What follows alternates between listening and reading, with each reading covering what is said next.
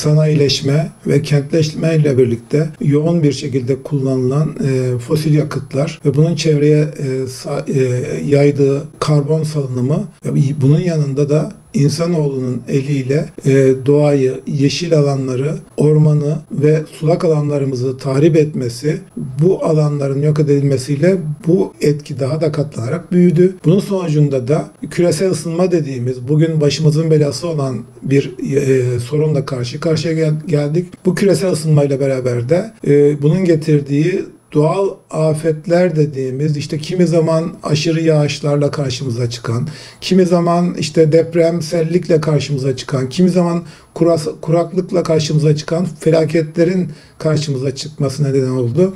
Ve bu şekilde de ne yazık ki bundan sonraki süreçte de eğer biz doğayı tahrip etmeye devam edersek bu gibi sorunsallarla boğuşmaya devam edeceğiz.